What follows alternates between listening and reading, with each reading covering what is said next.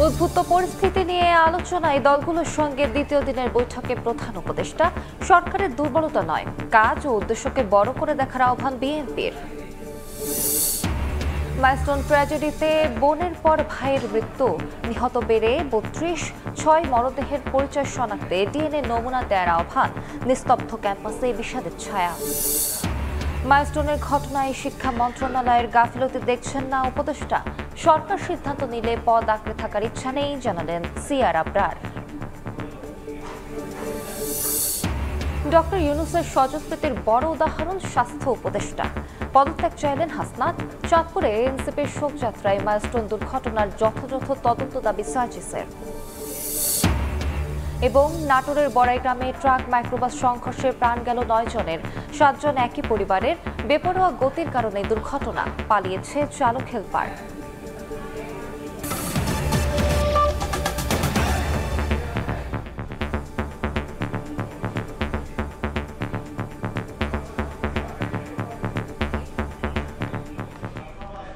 সময় সংবাদের সঙ্গে আছি আমি আলিশা ইসলাম। উদ্ভূত পরিস্থিতি নিয়ে আলোচনায় 10টি দলের সঙ্গে দ্বিতীয় দিনের মতো বৈঠক করেছেন প্রধান উপদেষ্টা। প্রধান উপদেষ্টার বাসভবন যমুনায় বিকাল ৩টা থেকে এই বৈঠক শুরু হয়। আমন্ত্রণ পেয়ে প্রধান উপদেষ্টার দপ্তরে বৈঠকে অংশ নেওয়া আমার বাংলাদেশ পার্টির চেয়ারম্যান মুজিবুর রহমান মঞ্জু গণমাধ্যমকে বলেন, মঙ্গলবার 4 দলের সঙ্গে বৈঠক হয়েছে। আজ আরও বেশ কটি দলকে বৈঠকের জন্য আমন্ত্রণ জানানো হয়। আলোচনার বিষয়ে মঞ্জুর বলেন, সাম্প্রতিক পরিস্থিতিতে ডক্টর ইউনূস মনে করেন রাজনৈতিক দলগুলোর অনৈক্যের কারণে ফ্যাসিবাদ সুযোগ নিচ্ছে। এর আগে মঙ্গলবার রাতে বিএনপি, বাংলাদেশ জামায়াত ইসলামী সহ 4টি দলের শীর্ষ নেতাদের সঙ্গে বৈঠক করেন প্রধান উপদেষ্টা। প্রধান উপদেষ্টার সঙ্গে বৈঠক শেষে যমুনার সামনে কথা বলছেন রাজনৈতিক দলের নেতারা। সরাসরি যাচ্ছে সেখানে। পরে রাজনৈতিক দলগুলোর সাথে বৈঠক করা, সবাইকে আস্থার মধ্যে নেওয়া এবং আমরা বিচার সংস্কার এবং নির্বাচনের ব্যাপারে আপনার উচিত ছিল রাজনৈতিক দলগুলোর সঙ্গে আলাপ আলোচনা করে একটা আস্থা বিশ্বাসের সম্পর্কটা তৈরি করা। সেই কাজটা বাস্তবে সরকার করতে ব্যর্থ হয়েছে। যত দিন যাচ্ছে দেশে একটা অনাকাঙ্ক্ষিত একটা পরিস্থিতি তৈরি হচ্ছে এবং আমরা লক্ষ্য করেছি এই সরকার বাংলাদেশের ইতিহাসে আমরা বলেছি আপনি সবচেয়ে জননন্দিত রাজনৈতিক দলগুলোর সবচেয়ে সমর্থিত মানুষের মধ্যে ধারণা তৈরি হয়েছে বর্তমান অন্তর্বর্তী সরকার সবচেয়ে দুর্বল সরকার, যে কারণে দেশে একটা আধা নৈরাজ্যিক অবস্থা ইতিমধ্যেই তৈরি হয়েছে। গোপালগঞ্জের যে অনাকাঙ্ক্ষিত ঘটনা, মাইলস্টোন স্কুল এবং কলেজে মর্মান্তিক যে সেখানে জেট বিমান বিধ্বস্ত হওয়াতে সেখানে যে প্রাণহানির ঘটনা হয়েছে এবং গতকালকে সচিবালয় কেন্দ্র করে তরুণ শিক্ষার্থীদের উপরে রাষ্ট্রীয় যে দমন নিপীড়ন চালানো হয়েছে, আমরা মনে করি এগুলো খুবই অনাকাঙ্ক্ষিত পরিস্থিতি। ধৈর্যের সাথে, পেশাদারি দক্ষতায় এবং সরকার অনেক বুদ্ধিমত্তার সাথে এই পরিস্থিতি মোকাবেলা করাটা সম্ভব ছিল। আমরা নির্দিষ্ট করে বলেছি প্রধান উপদেষ্টার সঙ্গে বৈঠক শেষে যমুনার সামনে কথা বলছেন রাজনৈতিক দলের নেতারা। আমরা সরাসরি যুক্ত ছিলাম সেখানে। অন্তর্বর্তীকালীন সরকারের দুর্বলতাকে বড় করে না দেখে তাদের কাজ করার প্রক্রিয়া, উদ্দেশ্যকে বড় করে দেখা উচিত বলে মন্তব্য করেছেন বিএনপি মহাসচিব মির্জা ফখরুল ইসলাম আলমগীর। নির্বাচন বানচালের অপচেষ্টা থেকে ফ্যাসিস্ট শক্তি মাথাচাড়া দিয়ে উঠছে বলে জানান তিনি। এদিকে বিগত দিনে অর্থনীতি লুটেরাদের হাতে তুলে দেওয়া হয়েছিল বলে মন্তব্য করেন বিএনপি নেতা আমির খসরু মাহমুদ চৌধুরী। বুধবার সকালে রাজধানীর গুলশানে বিএনপি চেয়ারপারসনের কার্যালয়ে দলের মহাসচিব মির্জা ফখরুল ইসলাম আলমগীরের সঙ্গে সাক্ষাৎ করে ক্ষুদ্র নৃগোষ্ঠীর প্রতিনিধি দল। সাক্ষাৎ শেষে বিএনপি মহাসচিব সাংবাদিকদের বলেন, অন্তর্বর্তী সরকারের দুর্বলতাকে নয় বরং তাদের সদিচ্ছাকে বড় করে দেখা উচিত। ফেব্রুয়ারিতে ভোটের বিষয়ে আশাবাদী মির্জা ফখরুল মনে করেন নির্বাচন নিয়ে সঠিক পথে এগোচ্ছে অন্তর্বর্তী সরকার। অন্তর্বর্তীকালীন সরকারের দুর্বলতাটাকে বড় করে না দেখে তাদের যে আপনার সদিচ্ছা, তাদের প্রক্রিয়া, সেটাকে বড় করে দেখা উচিত। আমরা তো প্রতিশ্রুতিবদ্ধ যে আমরা এই সরকারকে আপনার সব রকম সহযোগিতা প্রদান করব, গণতন্ত্রের উত্তরণের জন্যে যা কিছুই করা দরকার আমরা সেই কাজগুলো আমরা করবো। গণঅভ্যুত্থানের মধ্য দিয়ে যে পরিবর্তন নিয়ে আসা হয়েছে, ফ্যাসিস্ট ইসলামী শক্তিকে যে পরাজিত করা হয়েছে, সেটা এই জুলাই আগস্ট মাসেই ওই শক্তির আবার উত্থানের একটা নমুনা দেখা মতো অবস্থা তৈরি হয়েছে। আমরা সবসময় যেটা চাইব যে অতি দ্রুত নির্বাচন করে নির্বাচনের মধ্য দিয়ে একটা রাজনৈতিক সরকার প্রতিষ্ঠা করা।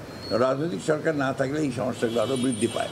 এদিন সকালে ময়মনসিংহে বিভাগীয় ব্যবসায়ী সম্মেলনে বিএনপির স্থায়ী কমিটির সদস্য আমির খসরু মাহমুদ চৌধুরী বলেন, আগামীতে বিএনপি সরকার গঠন করলে ব্যবসায়ীদের হাত ধরেই হবে দেশের উন্নয়ন।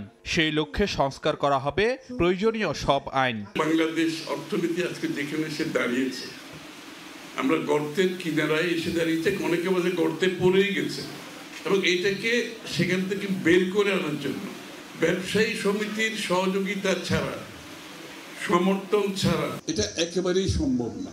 বিগত দিনে লুটেরাদের হাতে অর্থনীতি তুলে দেওয়া হয়েছিল বলেও মন্তব্য করেন আমির খসরু মাহমুদ চৌধুরী। অর্থনীতিতে গণতন্ত্র আনতে হবে। ফারুক ভিয়া, রবিন, সময় সংবাদ, ঢাকা। মাইলস্টোন ট্র্যাজেডিতে শোক প্রকাশ করে এনসিপি নেতা হাসনাত আব্দুল্লাহ বলেন, ডক্টর ইউনূসের স্বজনপ্রীতির বড় উদাহরণ স্বাস্থ্য উপদেষ্টা। ব্যর্থতার দায় নিয়ে তার পদত্যাগ দাবি করেন তিনি। আর বিমান দুর্ঘটনার যথাযথ তদন্ত দাবি করেছেন এনসিপির মুখ্য সংগঠক সাজিস আলম। দেশ করতে জুলাই পদযাত্রা কর্মসূচির অংশ হিসেবে দুপুরে চাঁদপুরে কালো পতাকা নিয়ে শোক মিছিল করে দলটি। জন আকাঙ্ক্ষা জানতে এনসিপির দেশ করতে জুলাই পদযাত্রা বুধবার পৌঁছায় চাঁদপুরে। মাইলস্টোন স্কুল অ্যান্ড কলেজে বিমান বিধ্বস্তের ঘটনায় শহরের সার্কিট হাউস থেকে কালো পতাকা নিয়ে জাতীয় নাগরিক পার্টির শোক মিছিলে যোগ দেন দলের কেন্দ্রীয় ও স্থানীয় নেতাকর্মীরা। পরে মিছিলটি শহরের বাসস্ট্যান্ড এলাকায় সমাবেশস্থলে গিয়ে শেষ হয়। এ সময় মাইলস্টোন ট্র্যাজেডিতে হতাহতের ঘটনায় ব্যর্থতার দায় নিয়ে স্বাস্থ্য উপদেষ্টার পদত্যাগ দাবি করে দক্ষিণাঞ্চলের মুখ্য সংগঠক হাসনাত আব্দুল্লাহ বলেন, ডক্টর ইউনূসের স্বজনপ্রীতির বড় উদাহরণ স্বাস্থ্য উপদেষ্টা। এর দায়ভার এই বাহিনীকে অবশ্যই দিতে হবে। ডক্টর মোহাম্মদ ইউনূসের স্বজনপ্রীতির সবচেয়ে বড় এক্সাম্পল হচ্ছে স্বাস্থ্য উপদেষ্টা। এই স্বাস্থ্য উপদেষ্টার অনীতিবিলম্বে এই জনগণের যে টাকা পয়সা উনি বেতন দিছে সেগুলো রাষ্ট্রভার কোষাগারে জমা দিয়ে পদত্যাগ করা উচিত। এই ঘটনার সুষ্ঠু তদন্ত দাবি করে মুখ্য সংগঠক সাজিস আলম বলেন, লোক দেখানোর জন্য গতানুগতিক তদন্ত চায় না এনসিপি। এই সরকারকে, এই দেশের বিচার বিভাগকে এই ঘটনার তদন্ত সাপেক্ষে সুষ্ঠু বিচার নিশ্চিত করতে হবে এবং সেই দায়িত্ব এই সরকারকে নিতে হবে।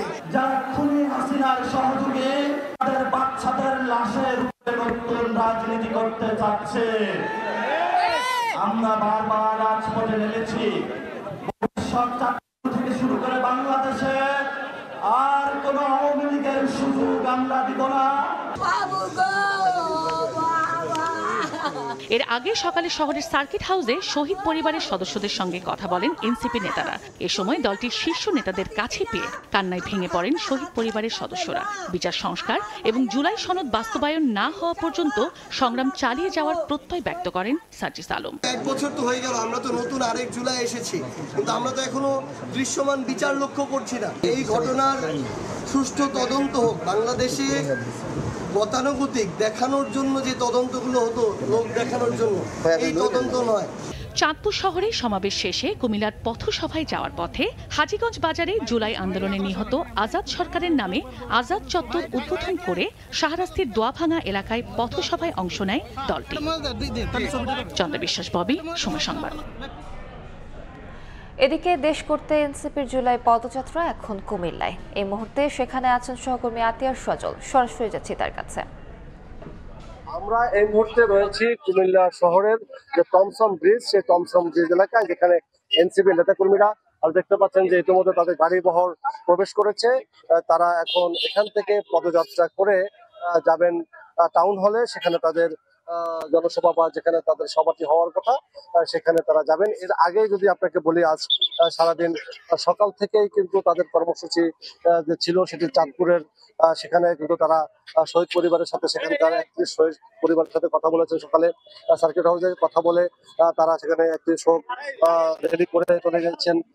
ছাত্ররা সেখানে বাস স্ট্যান্ড এলাকায় জনসভা ছিল, সেখানে বক্তব্য দিয়েছেন। সেখানে সভা শেষ করে তারা পথিমধ্যে হাজীগঞ্জ একটি শহীদ চত্বর উদ্বোধন করেছেন এবং আরো একটি জায়গায় পথসভা করেছেন। সর্বশেষ তারা দুপুরে কিছুটা বিরতি নিয়ে এখন কিছুক্ষণ আগে মানে এই মাত্রই তারা কুমিল্লা শহরে প্রবেশ করেছেন। এখান থেকে একটি পদযাত্রা নিয়ে টাউন হলে যাবেন, সেখানে তাদের জনসভায় অংশগ্রহণ করে বক্তব্য রাখবেন এবং সব মিলে কিন্তু শাহরিজ আলম, আসাদ আব্দুল্লাহ থেকে শুরু করে এখানে কিন্তু নাসিরুদ্দিন পাটোয়ারি তারা এখানে এই বহরে রয়েছেন এবং তারা আজ সারাদিন বিভিন্ন কর্মসূচি তারা করছেন। আপনাকে যদি বলি যে তারা যেটা বলছেন, আজকে বেশ কিছু কথা বলেছেন। তার মধ্যে বলছেন যে শহীদদের যে রক্ত তা যেন বৃথা না যায় এবং তাদের যে সংস্কার থেকে শুরু করে এবং যে রাজনৈতিক মতাদর্শ বা দলের নাম ভিন্ন হলো, তারা বলছেন যে বিভিন্ন ক্রাইসিসে কিন্তু এদেশের মানুষ বা তারা কিন্তু এক পথে আছেন, যাতে করে পুনরায় স্বৈরাচার এদেশে প্রতিষ্ঠিত না হতে পারে। এই জন্য তারা এক লাইনে এক স্লোগানে হাঁটবেন বলে মনে করছেন, বাবা সেই কথাটাই বারবার বলছেন। এই ছিল আমার কাছে এখানকার এনসিপির যে কার্যক্রম তার সব শেষ। সরাসরি যুক্ত ছিলাম কুমিল্লায়। সাংবিধানিক ও সংবিধিবদ্ধ প্রতিষ্ঠানের নিয়োগ কমিটি নিয়ে ঐকমত্য কমিশনের সুপারিশে শুরুতে আপত্তি জানালেও আগের অবস্থান থেকে সরে এসেছে বিএনপি। নির্বাচন কমিশন গঠন প্রক্রিয়া সংবিধানে অন্তর্ভুক্ত করার পক্ষে নিজেদের অবস্থান জানায় দলটি। এদিন মাইলস্টোনে শিক্ষার্থী ও অভিভাবকদের প্রতিবাদ কর্মসূচিতে আইনশৃঙ্খলা বাহিনীর হামলার প্রতিবাদে কমিশনের বৈঠক থেকে প্রতীকী ওয়াকআউট করে ৩ বাম দল। সাংবিধানিক এবং সংবিধিবদ্ধ প্রতিষ্ঠান নির্বাচন কমিশন, সরকারি কর্ম কমিশন, মহা হিসাব নিরীক্ষক ও নিয়ন্ত্রক, দুর্নীতি দমন কমিশন কিংবা ন্যায়পাল নিয়োগের বিধান কেমন হবে তা নিয়ে জাতীয় ঐকমত্য কমিশনের প্রস্তাবের উপর সংলাপে বসে রাজনৈতিক দলগুলো। বুধবার সকালে রাজধানীর ফরেন সার্ভিস একাডেমিতে জাতীয় ঐকমত্য কমিশনের দ্বিতীয় দফার 18তম দিনের বৈঠকে এসব পদের নিয়োগের বিধান নিয়ে জামাতে ইসলাম, এনসিপি সহ বেশ কিছু বাম দল সংবিধানে অন্তর্ভুক্ত করার পক্ষে মত দেয়। 4টি কমিশনের বিষয়ে কোনো ছাড় দিতে রাজি না হলেও নির্বাচন কমিশনের নিয়োগের প্রক্রিয়া সংবিধানে অন্তর্ভুক্তের পক্ষে মত দেয় বিএনপি। এক্ষেত্রে 7 জনের জায়গায় 5 জনের সিলেকশন কমিটি গঠনের সুপারিশ করে দলটি। এতে সংসদ নেতাই, স্পিকার, প্রধান বিরোধী দল থেকে ডেপুটি স্পিকার এবং প্রধান বিচারপতির একজন প্রতিনিধির প্রস্তাব রাখা হয়, যা অন্যান্যরাও সমর্থন করেন। পরে ব্রিফ করেন কমিশনের সহসভাপতি আলী রিয়াজ।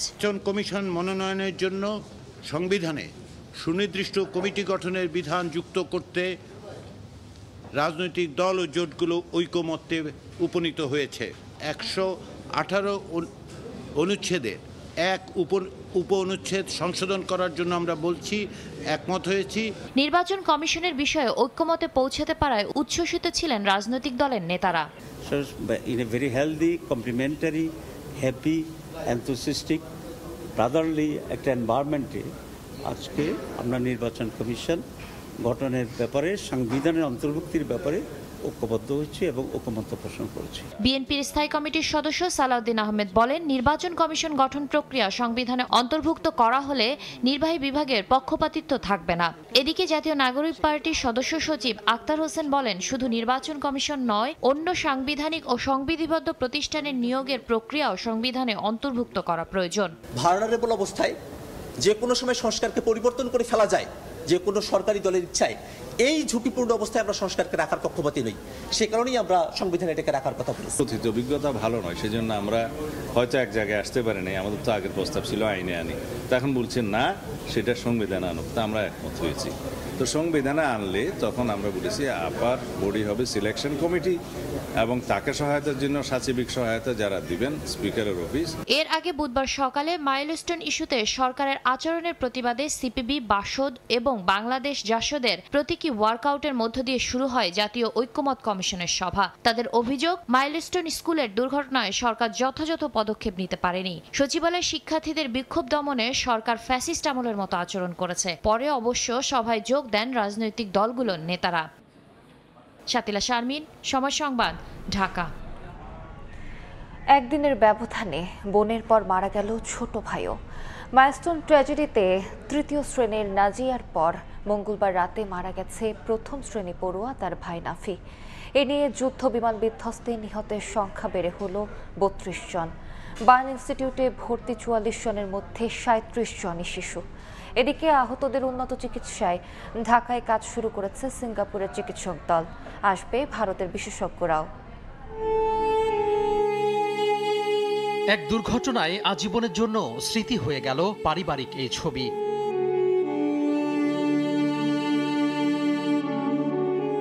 উত্তরা মাইলস্টোন স্কুলের তৃতীয় শ্রেণীর ছাত্রী নাজিয়া একই স্কুলের প্রথম শ্রেণীতে পড়ত আদরের ছোট ভাই নাফি। ৯০% পড়া নিয়ে নাজিয়ার মৃত্যুর ২৪ ঘন্টার ব্যবধানে না ফেরা দেশে পাড়ি জমায় বাবা মায়ের এই শেষ সম্বল। মঙ্গলবার রাতে জাতীয় বার্ন ইনস্টিটিউটের আইসিইউতে চিকিৎসাধীন অবস্থায় মারা যায় নাফি।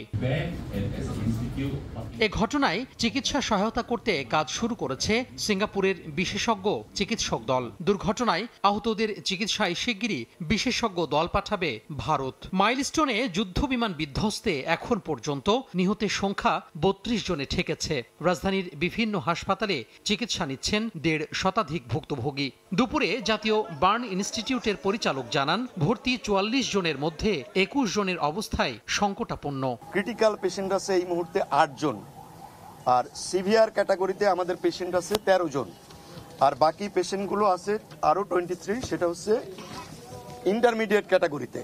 অর্থাৎ মোট ৪৪ জন রোগী এই মুহূর্তে আমাদের ন্যাশনাল বার্ন ইনস্টিটিউটে আছে। এই পেশেন্টগুলোর সম্পর্কে প্রেডিক্ট করা ভেরি ডিফিকাল্ট। তাদের ভালনারেবিলিটি অনেক বেশি।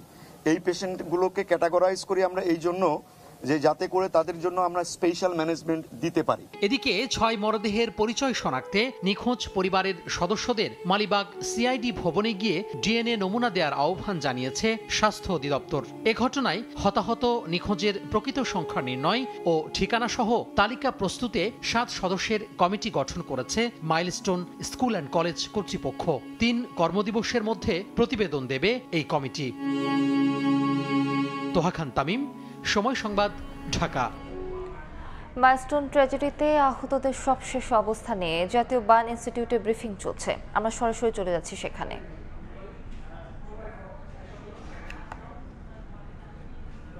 এবং ১৬৫ জন আহত হন সেই দুর্ঘটনায় এখনও পর্যন্ত আমাদের কাছে যে তথ্য আছে।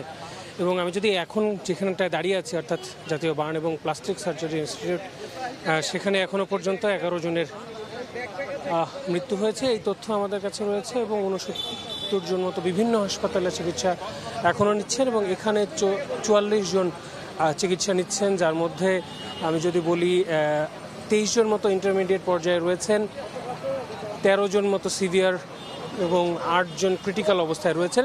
চিকিৎসকদের সঙ্গে আমাদের যখন কথা হয়েছে একটি আনুষ্ঠানিক ব্রিফের মাধ্যমে, এখানকার যিনি পরিচালক রয়েছেন তিনি আমাদেরকে যে তথ্য দিয়েছেন যে এই যে যারা সিভিয়ার রোগী যারা রয়েছেন এবং ক্রিটিক্যাল রোগী যারা রয়েছেন, তারা কিন্তু আসলে যে কোনো সময় সিভিয়ার থেকে রোগী অনেক রোগী ক্রিটিক্যালে যেতে পারেন এবং ক্রিটিক্যালের অনেকে যদি সুস্থতা বোধ করেন সেক্ষেত্রে তারা আসলে সিভিয়ারে আসবেন, তবে সেই সম্ভাবনাটা অনেক কম। এই যে ২৩ জনের কথা বলা হচ্ছে, ৮ জন এবং ১৩ জন, তাদের মধ্যে এই ২১ জনের যে কথা বলা হচ্ছে তাদের কিন্তু এখনও শঙ্কামুক্ত নয়, এমনটাই কিন্তু আসলে বলা যায়। তো এটা ছিল এখানকার কথা, যেমনটা দর্শক আপনারা যেমনটা আপনারা শুনলেন। এর বাইরেও অন্যান্য যে হাসপাতালগুলো রয়েছে সেখানেও কিন্তু চিকিৎসাধীন অবস্থায় রোগীরা রয়েছেন। আমি যদি জানাই, এখনও পর্যন্ত আমাদের কাছে যে তথ্য রয়েছে যে শহীদ মনসুর আলী মেডিকেল হসপিটালে এখনও ১ জন ভর্তি রয়েছেন, সিএমএইচ হাসপাতালে ২১ জন এখনও ভর্তি রয়েছেন, উত্তরা আধুনিক মেডিকেল কলেজ হাসপাতাল যেটি সেখানেও ১ জন ভর্তি রয়েছেন। এরকম তথ্য কিন্তু আমাদের রয়েছে। Human aid research lab and হসপিটালেও ১ জন ভর্তি রয়েছেন, কুয়েত বাংলাদেশ ফ্রেন্ডশিপ হাসপাতালে ১ জন ভর্তি রয়েছেন। এরকমভাবে বিভিন্ন হাসপাতালে কিন্তু প্রায় ৬৯ জন এখনও ভর্তি রয়েছেন। এই তথ্য কিন্তু আমাদের কাছে রয়েছে এবং চিকিৎসার যে আপডেট সেটা আমাদেরকে আসলে যখনই কোনো ধরনের পরিস্থিতি যদি খারাপ হয় বা এরকম তথ্য হয়, তাহলে আমাদেরকে এখানকার যারা কর্তৃপক্ষ রয়েছেন সেই কর্তৃপক্ষরা আমাদেরকে আপডেট দিবেন এবং আপডেট পেলেই আমরা সঙ্গে সঙ্গে আমাদের যারা দর্শকরা রয়েছেন তাদেরকে জানিয়ে দেওয়ার চেষ্টা করব। তো এই ছিল এখনো পর্যন্ত আমার কাছে এখান থেকে সবশেষ তথ্য। জাতীয় বার্ন ইনস্টিটিউট থেকে যুক্ত ছিলেন সহকর্মী আলামিন তুষার। নিস্তব্ধ মাইলস্টোন স্কুল অ্যান্ড কলেজ ক্যাম্পাসে এখন বিষাদের ছায়া। ভয়াবহ বিমান দুর্ঘটনার পর নেই শিক্ষার্থীদের পদচারণা। শিক্ষার্থীরা বলছেন এখন বিমানের শব্দ শুনলেই ভয়ে কেঁপে ওঠে বুক।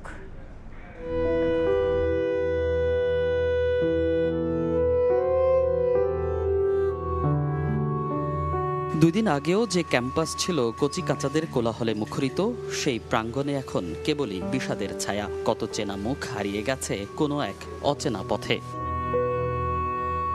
যেখানে বন্ধুদের সঙ্গে আর আড্ডা হবে না, একসঙ্গে খাওয়া হবে না টিফিন, জমানো গল্পগুলো রয়ে যাবে মনের গহীনে। এটুকুন বয়সে এত বড় বিয়োগের অঙ্ক কিভাবে মেলাবে কোমল হৃদয়গুলো? এত বড় একটা দুর্ঘটনা, কত মাস সন্তান সকালবেলা ফুলের কলি ফুটে ওঠার আগে ঝরে গেল। ওই দিন সারাদিনই কাঁদছি, তারপর সেকেন্ড দিনও কাঁদছি। মানে এই কথাটাই মনে হলো যে চোখের সামনে দেখছি বাচ্চাগুলো পড়তেছে।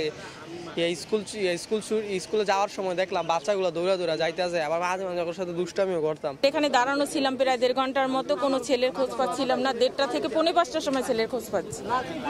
মানে ওরা তো ভিতরে দৌড়াদৌড়ি করতেছে, ওদের হেল্প করতেছে যেটুকু পারছে, যার কারণে খবর দেওয়ার সময়টুকু পায় না। একটা সময় যে ক্যাম্পাসের আনন্দের গল্পগুলো ছিল গর্বের, আজ তা শুধুই বিষাদের। যে বিমানের শব্দে আকাশের দিকে তাকিয়ে উচ্ছ্বাসে ফেটে পড়তো, আজ সে শব্দ কেবলই ভয়ের। হঠাৎ করে দেখলাম একটা বিস্ফোরণের আওয়াজ, বিকট বিস্ফোরণ। আমার মতে মনে হয়েছিল একটা মিসাইল টিসাইল পড়েছে ভিতরে। আমাদের স্যার ক্লাসে ফ্লোরে পড়ে যায়, ওনা কোঠা থেকে সামনের দিকে তাকায় দেখি আগুন জ্বলতেছে। তাড়াহুড়ো করে নিচের দিকে নামি তো গিয়ে স্পটেই দেখি আমার সামনে 3টা লাশ। আমার মা অনেক কান্না করছিল, আমার বোনরা অনেক কান্না করছিল। যদি ওই জায়গায় আজকে আমি হতাম বা আমার বোন হতো, সে যদি আজকে মারা যেত তাহলে কি হতো? এমন জোরে একটা আওয়াজ শুনছি, তারপরে হচ্ছে এমন কালো ধোয়া, তারপরে মনে করছিলাম বিমান ক্র্যাশ করছে। আবারও হয়তো ফিরবে কচি প্রাণেরা এই প্রাঙ্গণে। দেয়াল জুড়ে খেলে উঠবে রং তুলি, হেসে উঠবে ফুলেরা। কিন্তু যেই ক্ষত তৈরি হলো মাইলস্টোন স্কুল ক্যাম্পাস জুড়ে, কি করে মিটবে সে শূন্যতা? মনির হোসাইন, সময় সংবাদ, ঢাকা। কি ঘটেছিল সেদিন মাইলস্টোন স্কুলে? শিক্ষক শিক্ষার্থীরাই বা ছিলেন কজন? ছুটির ঠিক কত মিনিট পর স্কুল থেকে বেরিয়ে যাওয়ার সুযোগ পায় সৌভাগ্যবানরা? সেসব প্রশ্নের উত্তর খুঁজেছেন শফিকুজ্জামান রুবেল।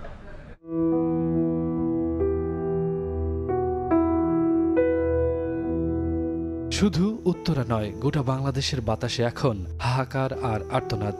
দেয়ালে এখনো লেগে আছে মানুষ পোড়া গন্ধ। পোড়া ফুলগুলোর ছবি কিভাবে তুলবেন বাবা মা?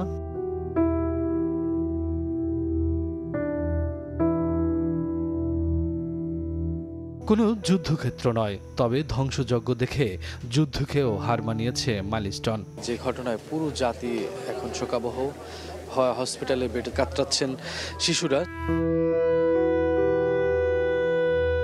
স্কুলের হায়দার আলী ভবন, দোতলা মিলিয়ে মোট কক্ষ 21টি, ক্লাসরুম 16টি, শিক্ষকদের রুম 4টি, আর নিচের দিকে ছিল একটি ক্যান্টিন।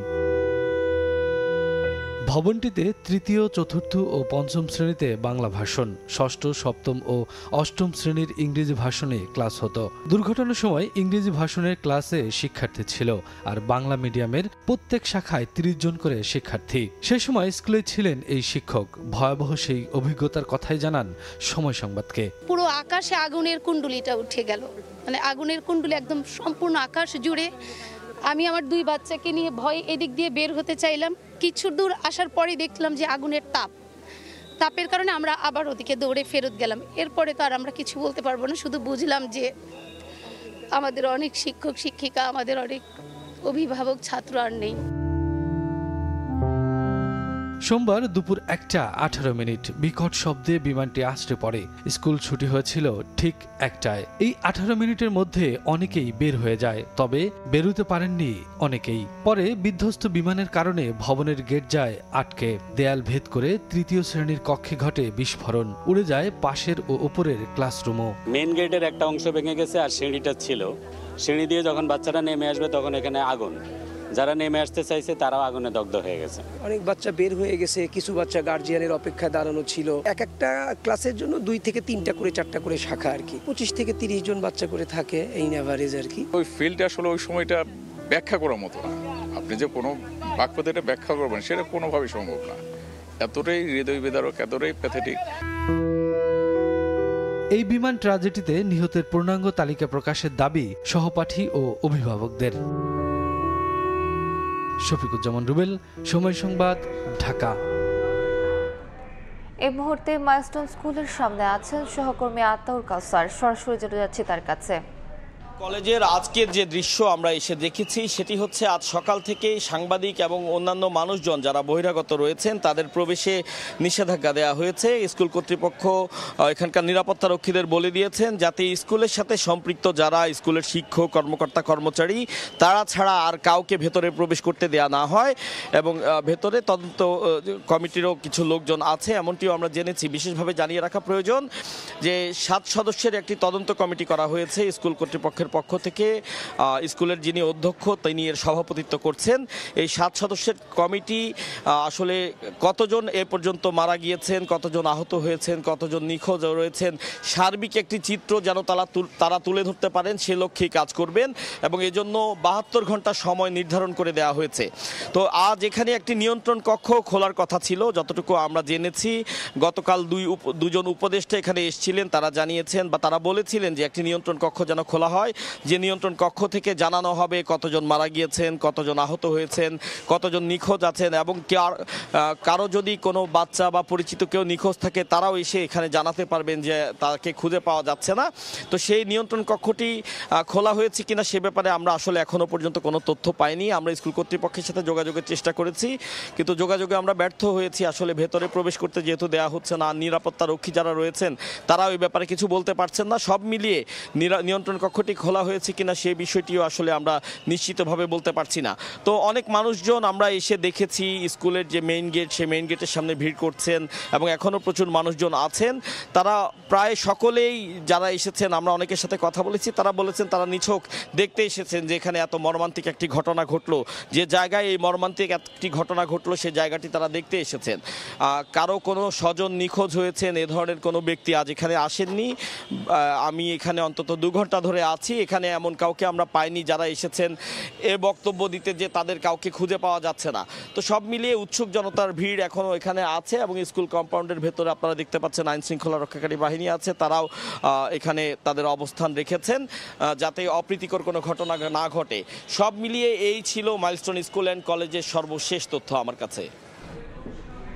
সরাসরি যুক্ত ছিলাম মাইলস্টোন স্কুলের সামনে। মাইলস্টোনের ঘটনায় মন্ত্রণালয়ের কোনো গাফিলতি ছিল না বলে দাবি করেছেন শিক্ষা উপদেষ্টা ডক্টর সিআর আবরার। নিজ থেকে পদত্যাগ করবেন না জানিয়ে দুপুরে সচিবালয়ে তিনি বলেন, সরকার চাইলে পদ আঁকড়ে থাকার ইচ্ছে নেই, পরীক্ষা পেছানোর সিদ্ধান্ত হুট করে নেওয়া যায় না উল্লেখ করে বলেন, প্রশ্নপত্রের বিষয়গুলো নিশ্চিত করে সিদ্ধান্ত নিতে হয়, এ কারণেই পরীক্ষা স্থগিত করতে কিছুটা দেরি হয়েছে। একটা সিদ্ধান্ত যেটা হুট করে নেওয়া যায় না এবং হুট করে নেওয়ার এখতিয়ারও কারণ নেই, এককভাবে ডিউ প্রসেস ফলো করে পরীক্ষা সেটা পেছানো হয়েছে। কোনো রকমের অব্যবস্থাপনা এখানে হয়নি। সেক্রেটারি রিজাইন করেছেন, যারা রিজাইন করেছেন মানে কি ওনাকে অব্যাহতি যেটা দেওয়া হয়েছে সেটা উচ্চতর একটা কমিটির সিদ্ধান্ত। আমার চাওয়া হয়েছে, আমি নিজের থেকে করার কোনো অভিপ্রায় নেই, কারণ আমি এখানে আমার কাজের কোনো এখানে ব্যত্যয় হয়েছে বলে আমি মনে করি না। আমার তো নিয়োগকর্তাও রয়েছেন, তারাও যদি এখানে মনে করেন যে এখানে ব্যত্যয় ঘটেছিল তো আমাকে যেতে বললে আমি অবশ্যই চলে যাব। আমার কোনো এখানে আঁকড়ে ধরার, নিজেকে জাস্টিফাই করার কোনো কিছু নয়। শাহজালাল বিমানবন্দরের একটি রানওয়েতেই ওঠানামা করে সামরিক ও বেসামরিক বিমান, যা নিরাপত্তা ইস্যুতে সিভিল এভিয়েশনের নীতির পরিপন্থী হলেও সামরিক বিমানের জন্য আলাদা ব্যবস্থা করার ক্ষেত্রে জায়গা ও অর্থের সংকটকে বড় বাধা বলেছেন সাবেক পাইলটরা। অন্যদিকে বিমানবন্দরের চারপাশে আবাসিক ও বাণিজ্যিক সহ নানা স্থাপনা গড়ে ওঠায় সবসময় ঝুঁকিতে থাকছে জননিরাপত্তা। এমন প্রেক্ষাপটে বিশেষজ্ঞরা বলছেন, অনেক আগেই ঢাকা থেকে স্থানান্তর করতে হতো বিমানবন্দর। প্রাথমিকভাবে সামরিক ফ্লাইট কার্যক্রম অন্য বিমানবন্দরে স্থানান্তরের বিষয়ে বিবেচনায় নেয়ার পরামর্শ তাদের। কাজল আব্দুল্লাহ রিপোর্ট। ঢাকা বিমানবন্দর কালের পরিক্রমায় এই বিমানবন্দরের আশপাশ এখন অভিজাত আবাসিক ও শিল্পাঞ্চল, হাসপাতাল, স্কুল সহ নানা অবকাঠামোর মধ্যবিন্দু।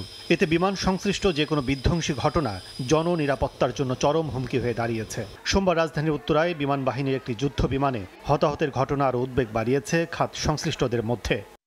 চোখ বুজে বাস্তবতা যখন মেনে নিয়েছে বিভিন্ন সংস্থা, তখন অনেক আগেই ঢাকা থেকে বিমানবন্দরে স্থানান্তর অত্যাবশ্যক ছিল বলে মনে করছেন বিশেষজ্ঞরা। এত ঘনবসতিপূর্ণ এলাকায় একটা আন্তর্জাতিক বিমানবন্দর, যেটা বেসামরিক বিমান এখানে পরিচালনা করা হয়, বিমান বাহিনীর মূল বেস, বাংলাদেশ বিমান বাহিনীর মূল বেস এখানে, it's a very unsafe condition. তো আমাদের যেটা প্ল্যান ছিল আজকে থেকে প্রায় 20 বছর আগে, যে আমরা এখান থেকে শিফট করে আরিয়ল বিল এলাকাও একটা আছে, কিন্তু স্থানীয় বিভিন্ন মানে পলিটিক্যাল প্রেশারে ওইদিকে যাওয়া হয়নি। 777 বা 787 এয়ারক্রাফটের পরিধি এবং এই ফাইটারের পরিধি তো এক নয়। এটা যে এটাতে যে পরিমাণ তেল ছিল তার থেকে অনেক বেশি পরিমাণ ফুয়েল সেখানে স্টোরেজ থাকে। তো এই এয়ারক্রাফটটা যদি একটা প্যাসেঞ্জার এয়ারক্রাফট যদি পড়ে যায় এরকম একটা ঘনবসতি, কী ধরনের ডিভাস্টেশন হবে সেটা আমরা মানে চিন্তাও করতে পারি। ঢাকা বিমানবন্দরে একটি মাত্র রানওয়ে নির্ভর করেই ওঠানামা করছে সামরিক বেসামরিক বিমান, আর উত্তর পাশ থেকে উঠছে হেলিকপ্টার। এটা সিভিল এভিয়েশন নীতির সঙ্গে সাংঘর্ষিক হলেও জায়গা ও আর্থিক সামর্থ্যের অভাবকে দায়ী করলেন সাবেক সেনা পাইলট। সিভিল এভিয়েশনের নিয়ম হচ্ছে যে কখনো বেসামরিক এবং সামরিক বিমান একসাথে ফ্লাই করতে পারমিশন দেয় না। তো আমাদের দেশের স্থানের সীমাবদ্ধতার কারণে, অর্থের সীমাবদ্ধতার কারণে আমাদেরকে এক জায়গা থেকে ফ্লাই করতে হয়। নানা বিষয় জড়িত থাকায় সামরিক কার্যক্রম খুব সহজে অন্যত্র সরিয়ে আনা সম্ভব নয় বলছেন সাবেক বৈমানিকরা। তবে নিরাপত্তার বিষয়ে অন্যান্য বিমানবন্দর বিবেচনায় নেওয়ার পরামর্শ বিশেষজ্ঞদের। শিফট করতে পারবো না এই কারণে যে এটার জন্য দীর্ঘমেয়াদী প্ল্যান, ইনভেস্টমেন্ট আপনাকে করতে হবে। আপনি যদি বলেন যে আপনি কক্সবাজারের রানওয়ে তো 10,000 স্কোয়ার ফিট, ওখানে করতে পারে কিনা, আমি বলবো যে টেকনিক্যালি নট পসিবল। কারণ হচ্ছে যে আপনি যখন ফ্লাই করবেন, আপনি ফ্লাই করে টার্ন করার জন্য তো আপনার একটা যথেষ্ট জায়গা লাগবে। In that case that is সিঙ্গাপুরে তো এয়ারফোর্স থাকার কথা না। সিঙ্গাপুরতে প্লেন উঠলেই তো মালয়েশিয়া টেরিটরি চলে যায়। হ্যাঁ, তারপর তো সিঙ্গাপুরে এয়ারফোর্স বেজ আছে, চিটাগং এয়ারপোর্ট তো সমুদ্রের ধারেই, সেখানে পপুলেশন ওরকম ডেন্সলি না। তো Chittagong airport could be an alternative solution হতে পারে। পাইলটরা জানান, শুধু নিরাপত্তা নয়, একই রানওয়ে দুই প্রয়োজনে ব্যবহার করায় ফ্লাইট শিডিউল এলোমেলো হওয়া সহ টেক অফের অপেক্ষায় থাকায় যাত্রীদের বিমানেই ভোগান্তি পোহাতে হয় 30 থেকে 40 মিনিট। কাজল আব্দুল্লাহ, সময় সংবাদ, ঢাকা। সময় সংবাদে আরো থাকছে। আলোচনা ছাড়াই চট্টগ্রাম বন্দরের বেসরকারি অফটকে পণ্য হ্যান্ডেলিং চার্জ 63% বাড়ানোর অভিযোগ। প্রভাব পড়বে আমদানি রপ্তানিতে, পোশাক শিল্পে বিপর্যয়ের শঙ্কা।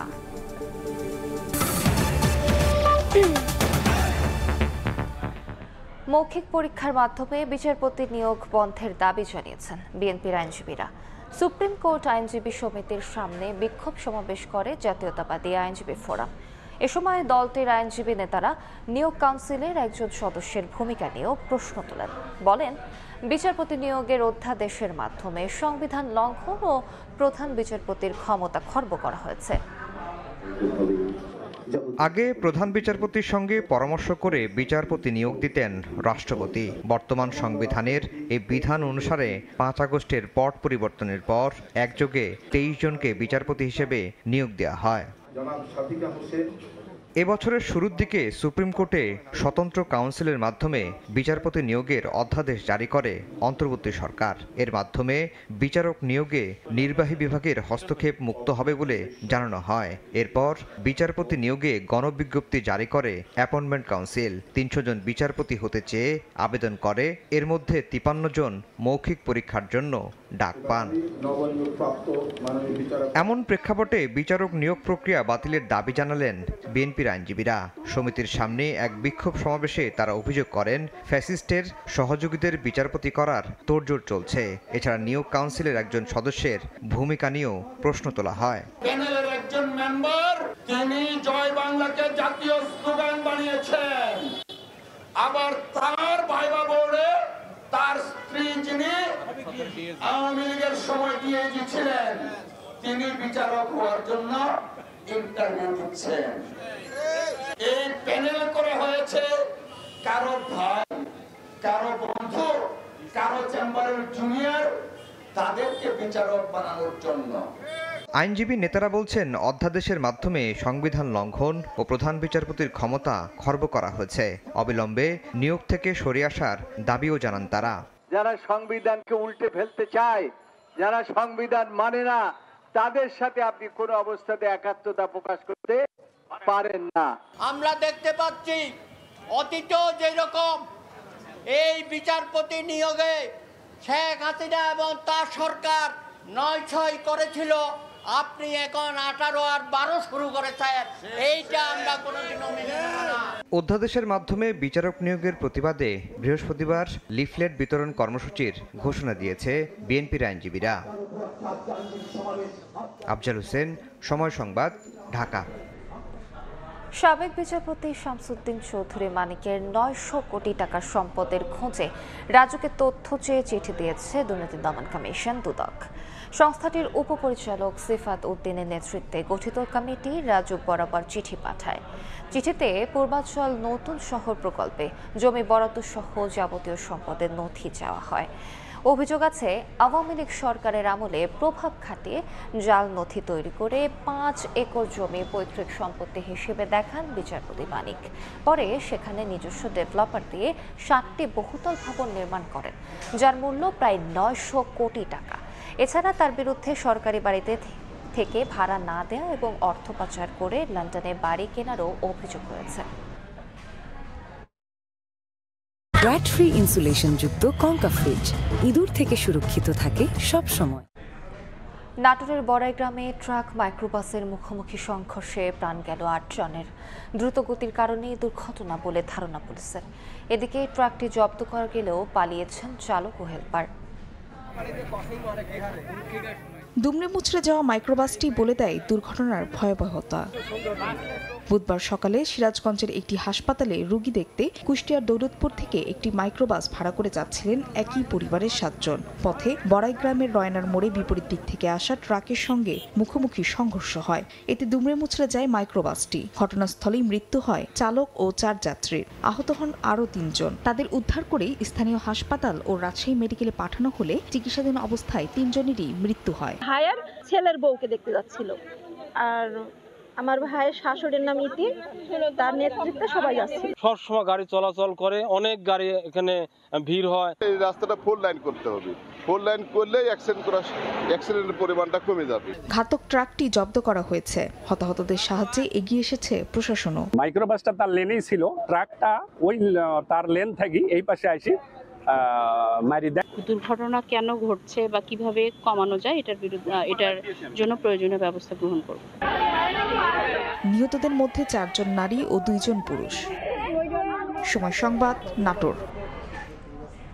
ঢাকা বিশ্ববিদ্যালয়ের অধিভুক্ত কাঠামো বাতিল করে বাংলাদেশ ইনস্টিটিউট অব টেকনোলজি মডেলের আদলে স্বতন্ত্রের এক দফা দাবিতে বিক্ষোভ সমাবেশ করেছে বরিশালের ইঞ্জিনিয়ারিং কলেজের শিক্ষার্থীরা। সকালে নগরীর লঞ্চঘাট থেকে শুরু করে শহরের বিভিন্ন সড়ক প্রদক্ষিণ করে সদর রোডের অশ্বিনী কুমার হলের সামনে বিক্ষোভ মিছিল করেন তারা।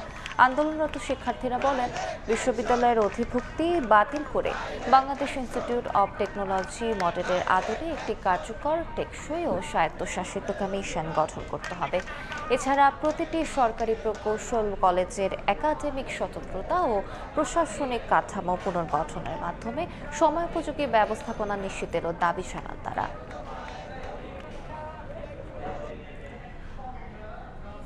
বাংলা সময় আরও থাকছে। ভারতের বিহারে 52 লাখ ভোটারের নাম বাদ দেওয়ার অভিযোগ বিরোধীদের। বিধানসভায় হট্টগোল, নির্বাচন কমিশনের বিরুদ্ধে ভোট চুরির অভিযোগ রাহুল গান্ধীর।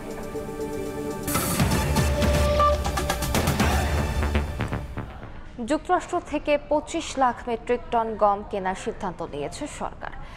এসব উদ্যোগের ফলে ট্রাম্প প্রশাসনের আরোপিত শুল্ক কমাবে বলে আশা অর্থ উপদেষ্টার। বিকালে সরকারি ক্রয় সংক্রান্ত উপদেষ্টা পরিষদ কমিটির সভা শেষে অর্থ উপদেষ্টা বলেন, এতে সরকারের আমদানিতে বৈচিত্র্য আসবে। এদিকে ট্রাম্পের শুল্ক আরোপের বিষয়ে ইউএসটিআর এর সঙ্গে আবারও আলোচনা করতে চলতি মাসেই বাণিজ্য উপদেষ্টা যুক্তরাষ্ট্র যাবেন জানিয়ে সালেউদ্দিন আহমেদ বলেন, আলোচনা চলছে। আশা করা যায় শুল্ক হার কমাবে ট্রাম্প প্রশাসন। উপদেষ্টা পরিষদ কমিটির সভায় গম ছাড়াও সার, এলএনজি আমদানি সংক্রান্ত বেশ কয়েকটি প্রস্তাব অনুমোদন দেওয়া হয়েছে। 2.5 মিলিয়ন বোধহয় টনের গম ইউএস থেকে আনার জন্য অনুমোদন করেছি। ইউএসএ থেকে আনার একটা আমাদের সেটা হলো রেশনালটা, যুক্তিটা হলো আমরা একটু চাচ্ছি ডাইভার্সিফাই করতে। কারণ অনেক সময় দেখা যায় যে আমরা যেই ব্লক থেকে আনি, রাশিয়ান ব্লক, ইউক্রেন ব্লক, সেখানে একটু আনসার্টেনিটি দেখা গেছে, সেখানে ব্ল্যাক সির ব্যাপার এখন কিন্তু ঝামেলা হবে।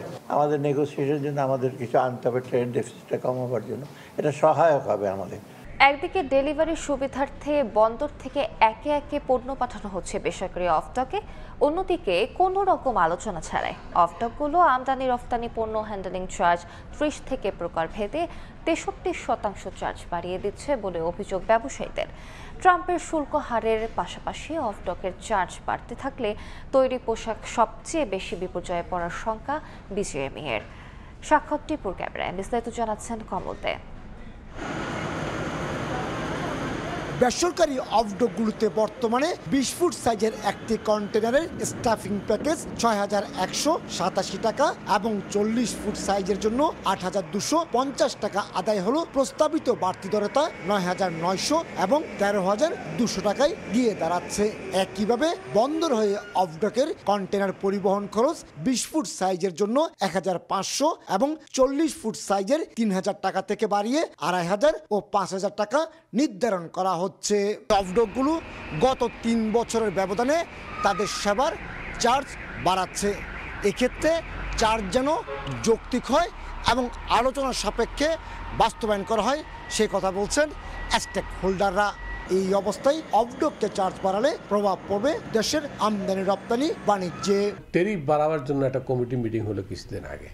এখন যদি বিগটাও বাড়ে তাহলে আমার মনে হয় যে বাংলাদেশের যারা ব্যবসায়ী যারা আছে তারা আসলে ব্যবসা করাটা খুব কঠিন হয়ে যায়। বৃহৎ স্বার্থে এটা কিন্তু এই বিদ্যার এই সিদ্ধান্ত আমরা কোনো অবস্থায় মেনে নিতে পারি না। সবশেষ 2021 সালের নভেম্বরে জ্বালানি তেলের দাম বেড়ে যাওয়ার কথা উল্লেখ করে কন্টেনার উঠানামা সহ সব ধরনের কাজে 23% চার্জ বাড়িয়ে দিয়েছিল অফডক মালিকদের সংগঠন বিগডা। আমরা আসলে অ্যাকোমোডেট করতে পারছি না আমাদের পরিচালন ব্যয়ের সাথে, সুতরাং স্বাভাবিকভাবেই বিগডার যে অন্তর্ভুক্ত ডিপোগুলো আছে তাদেরকে কিন্তু রেট অ্যাডজাস্ট করতে হচ্ছে। এদিকে স্টেক হোল্ডারদের সঙ্গে আলোচনা করেই বাড়তি চার্জ কার্যকর করতে বিগডার প্রতি নির্দেশনা দিয়েছে চট্টগ্রাম বন্দর কর্তৃপক্ষ।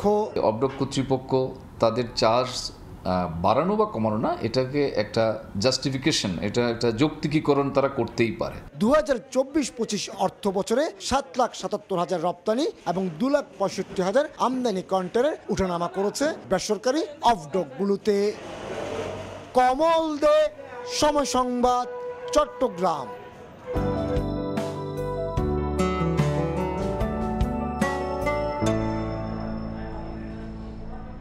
ভ্যাপসা গরমের মধ্যে বৃষ্টি আবারও নিয়ে এসেছে স্বস্তি।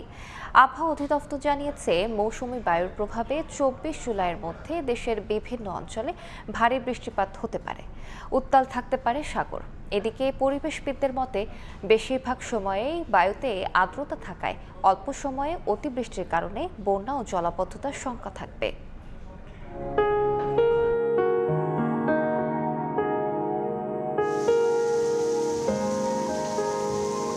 গত কয়েকদিনে ভ্যাপসা গরমে ভুগছেন রাজধানী সহ দেশের বিভিন্ন স্থানের মানুষ, সঙ্গে থেমে থেমে বৃষ্টিপাত। সারা দেশে মৌসুমী বায়ু সক্রিয় থাকায় সাগরে তৈরি হয়েছে লঘুচাপ। 24 জুলাইয়ের মধ্যে দেশের বিভিন্ন স্থানে ভারী বৃষ্টিপাতের সম্ভাবনার এবং সাগর উত্তাল থাকার কথা জানিয়েছে আবহাওয়া অধিদপ্তর। আগামীকাল পরশুর ভিতরে এই মৌসুমে এটা সক্রিয় হবে, সেই সময় বৃষ্টিটা শুরু হয়ে যাবে। পূর্বাভাস বলছে বরিশাল, খুলনা, সিলেট, ময়মনসিংহ অঞ্চলে বৃষ্টিপাত আরও বাড়বে। এর প্রভাবে আপনার সাগর উত্তাল হয়ে যাবে এবং সারা দেশে বৃষ্টি বেড়ে যাবে। 25, 26, 27, 28 তারিখে অনেক জায়গায় ভারী বর্ষণ হতে পারে। এর জন্য হয়তো আমরা আজকালের ভিতরে অতি ভারী বর্ষণের জন্য সংকেত জারি করব। এদিকে অতিবৃষ্টির ফলে বন্যা এবং বিভিন্ন স্থানে জলাবদ্ধতার শঙ্কার কথা জানান পরিবেশবিদরা। দীর্ঘ সময় বায়ুতে আর্দ্রতার পরিমাণ বজায় থাকা সহ অল্প সময়ে বেশি বৃষ্টিপাতকে দায়ী করছেন তারা। অল্প সময়ে দেশের কোনো একটা অংশে বা কোনো একটা ক্ষুদ্র অংশে অনেক বেশি বৃষ্টিপাত হচ্ছে, অথচ আগে বৃহৎ একটি অঞ্চলব্যাপী মেঘ তৈরি হতো এবং একটি বৃহৎ অঞ্চলব্যাপী বৃষ্টিপাতটা হতো। আবহাওয়া অধিদপ্তরের জুলাই মাসের দীর্ঘমেয়াদী পূর্বাভাসে বলা হয়েছে মাসটিতে দেশের স্বাভাবিক বৃষ্টিপাতের সম্ভাবনা রয়েছে। তাসনিয়া নিশাত মিম, সময় সংবাদ, ঢাকা। খবর, ভারতের বিহারে ভোটার তালিকা থেকে 52 লাখ ভোটারের নাম বাদ দেওয়ার অভিযোগ তুলেছে দেশটির বিরোধী রাজনৈতিক দলগুলো। বুধবার এই ইস্যুতে বিহারের বিধানসভায় বাকবিতণ্ডা হয়েছে। নির্বাচন কমিশনের বিরুদ্ধে ভোট চুরির অভিযোগ তুলেছেন কংগ্রেস নেতা রাহুল গান্ধী। ভারত থেকে বিস্তারিত জানাচ্ছেন সুব্রত আচার্য। ভারতের নির্বাচন কমিশনের বিরুদ্ধে পক্ষপাতিত্বের অভিযোগ নতুন নয়। বিশেষ করে গত 2 মাস ধরে বিহারের চলমান ভোটার তালিকা হালনাগাদের বিষয়ে দেশটির বিজেপি বিরোধী রাজনৈতিক দলগুলো কঠোর সমালোচনা শুরু করে। এবার নির্বাচন কমিশনের বিরুদ্ধে রাজ্যটিতে 52 লাখ ভোটারের নাম বাদ দেওয়ার অভিযোগ উঠেছে। আশঙ্কা করা হচ্ছে নির্বাচনের আগে কমপক্ষে 1 কোটি মানুষকে তালিকা থেকে ছাঁটাই করা হবে। আর এটি করার মধ্য দিয়ে বিহারের শাসক বিজেপির ভোট চুরির সুবিধা পেল বলে দাবি করছে আরজেডি। বুধবার বিধানসভায় এই ইস্যুতে রীতিমতো হট্টগোল বেঁধে যায়। স্থানীয় বিজেপি জোট সরকারের অন্যতম শরিক এবং বিহারের বিরোধী দল আরজেডি সদস্যদের বাকবিতণ্ডায় বিধানসভার অধিবেশন মুলতবি করতে বাধ্য হন স্পিকার। দেশটির লোকসভাতেও এ নিয়ে বিক্ষোভ দেখা যায়। নির্বাচন কমিশনের নতুন বিধি অনুযায়ী যাদের জন্ম 1987 সালের পর তাদের ভোটার তালিকায় নথিভুক্ত করতে হলে বাবা মায়ের জন্ম সনদ বাধ্যতামূলক করা হয়েছে। বিষয়টি নিয়ে দেশটির বিভিন্ন আদালতে দায়ের হয়েছে পিটিশন এবং পাল্টা পিটিশনও। সুব্রত আচার্য, সময় সংবাদ, ভারত। খেলার খবর, এশিয়ান ক্রিকেট কাউন্সিলের বার্ষিক সাধারণ সভায় অংশ নিতে ঢাকায় এসেছেন সভাপতি মোহসেন নাকভি। কাল রাজধানীর একটি 5 তারকা হোটেলে অনুষ্ঠিত হবে সভাটি। ভারতের আপত্তিতে বাংলাদেশে এসএসসির সভা হওয়া নিয়ে ছিল নানা শঙ্কা। বিসিসিআই এর সঙ্গে বেঁকে বসে শ্রীলঙ্কা আফগানিস্তান ক্রিকেট বোর্ডও। তবে সেসবে পাত্তা না দিয়ে ঢাকায় সভা করার ক্ষেত্রে অনড় ছিলেন সভাপতি মোহসেন নাকভি। কথা অনুযায়ী আজ বাংলাদেশে এসেছেন তিনি। বিমানবন্দরে তাকে বরণ করে নেন বিসিবি সভাপতি আমিনুল ইসলাম বুলবুল। সভার জন্য সব ধরনের প্রস্তুতিও সম্পন্ন করেছে বোর্ড। এশিয়া অঞ্চলের ক্রিকেট আরও কিভাবে এগিয়ে নেওয়া যায় তা নিয়ে আলোচনা হবে সভায়। এর আগে বিকাল 4টায় যুব ও ক্রীড়া উপদেষ্টা আসিফ মাহমুদ সজীব ভুঁইয়ার সঙ্গে সচিবালয়ে সৌজন্য সাক্ষাৎ করেন এসএসসি সভাপতি। ফুটবল বিশ্বকাপের পর এবার অলিম্পিকে চোখ কাতারের। 2036 অলিম্পিক ও প্যারা অলিম্পিকের জন্য বিড করেছে মধ্যপ্রাচ্যের দেশটি। 2022 সালে ফুটবল বিশ্বকাপ দিয়ে পুরো বিশ্বে তাক লাগিয়েছে কাতার। অর্থনৈতিকভাবেও অনেক লাভবান হয়েছে তারা। এবার ক্রীড়াঙ্গনের সবচেয়ে বড় উৎসব আয়োজনের জন্য আনুষ্ঠানিকভাবে বিড করেছে দেশটি। যদিও আয়োজক সত্ত্ব পাওয়া নিয়ে থাকবে নানা শঙ্কা, তবে শেষ পর্যন্ত সফল হলে মধ্যপ্রাচ্যের প্রথম দেশ হিসেবে অলিম্পিক আয়োজন করবে কাতার। এ পর্যায়ে শীর্ষ সংবাদগুলো জানিয়ে দিচ্ছি আরেকবার। উদ্ভূত পরিস্থিতি নিয়ে আলোচনায় দলগুলোর সঙ্গে দ্বিতীয় দিনের বৈঠকে প্রধান উপদেষ্টা সরকারের দুর্বলতা নয়, কাজ ও উদ্দেশ্যকে বড় করে দেখার আহ্বান বিএনপির। মাইলস্টোন ট্র্যাজেডিতে বোনের পর ভাইয়ের মৃত্যু, নিহত বেড়ে 32, 6 মরদেহের পরিচয় শনাক্তে ডিএনএ নমুনা দেওয়ার আহ্বান, নিস্তব্ধ ক্যাম্পাসে বিষাদের ছায়া। এবং মাইলস্টোনের ঘটনায় শিক্ষা মন্ত্রণালয়ের গাফিলতি দেখছেন না উপদেষ্টা, সরকার সিদ্ধান্ত নিলে পদ আঁকড়ে থাকার ইচ্ছা নেই, জানালেন সিআর আবরার।